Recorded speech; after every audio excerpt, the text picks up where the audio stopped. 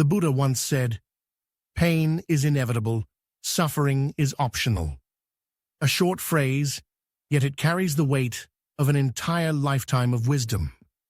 Because no matter who we are, life will hurt us. We will lose people who mean everything to us. We will encounter betrayal from those we trusted most. We will face illness, failures, disappointments, and countless unexpected turns. Pain, in its many forms, is woven into the very fabric of being human. But suffering is something different. Suffering is what arises when we resist the pain, when we refuse to let it simply be what it is. Suffering begins when we clutch it tightly, when we replay the memory again and again, when we make it part of our identity. It is not the raw pain itself that destroys us. It is the story we create around the pain that does. And that is what we explore today. How can we experience pain without falling into the trap of suffering? How can the timeless wisdom of the Buddha help us remain at peace, even when our lives feel shattered by darkness? Picture this. You cut your hand. The sting you feel in that moment, that is pain. But now imagine what happens when your mind takes over. Why did this happen to me? Life is unfair. Things like this always happen in my life. You replay the accident. You complain in your thoughts. You add more weight than the injury itself. That is no longer pain. That is suffering. In Buddhism, this teaching is beautifully described as the two arrows. The first arrow is pain, unavoidable, part of life. But the second arrow, that one we shoot ourselves, and often it pierces deeper than the first. Pain is an event. Suffering is our reaction to that event. And reactions, unlike the event itself, can be managed, shaped, and softened through awareness. The Buddha also revealed the root of suffering: attachment. Attachment to people, to outcomes, to expectations, to fixed ideas of how life should be. When we cling to pleasure, suffering comes the moment it fades. When we resist change, suffering begins the moment life moves forward without our permission. A heartbreak naturally hurts, but the real suffering begins when the mind whispers, "I will never be loved again." That belief, that fear, becomes heavier than the heartbreak itself. So the path to liberation is not about avoiding pain, but about loosening the grip, letting go of the clinging, the craving, the constant resisting. Because our mind is a powerful storyteller. When pain arrives, the mind writes endless chapters.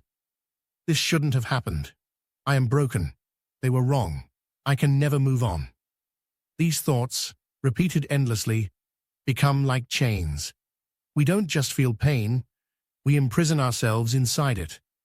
But the Buddha handed us a key: mindfulness. With mindfulness, we learn to observe our thoughts as passing clouds, not eternal truths. We allow the pain to be felt fully, but we don't become the pain. We bring ourselves back to the present, and in that space, a gentle peace begins to grow. So how do we meet pain without creating unnecessary suffering? First, we accept it. Acceptance is not weakness, it is wisdom.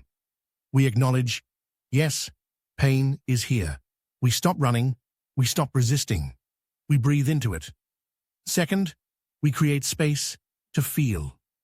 Through meditation, journaling, or simply speaking to someone we trust. Not to erase the pain instantly, but to allow it to be witnessed without judgment.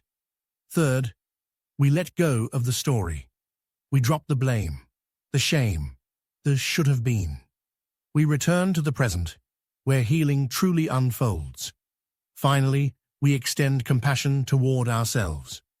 Because hurting does not make us weak, it makes us human. And the courage to feel is, in truth, our greatest strength. Let me share a simple story.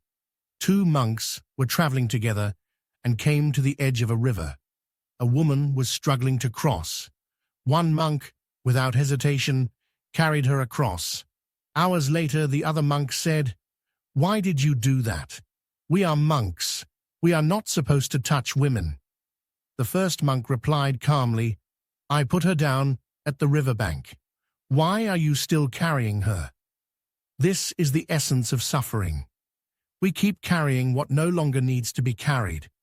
We hold on to pain, to anger, to memories long after the moment has passed. But the truth is, we don't have to. We can set it down. We can let go. Life will always bring pain. That is beyond our control. But suffering is the resistance of the mind to reality. When we embrace pain with openness, when we sit with it gently without judgment, when we let go of the stories that keep us trapped, that is when healing begins. So remember, feel the pain, but don't become the pain. You are not your suffering. You are the awareness beyond it, the vast sky in which even the darkest storm eventually passes. If this message gave you peace, clarity, or comfort, consider subscribing for more teachings rooted in Buddhist wisdom. Share this with someone who may be silently hurting and needs this reminder.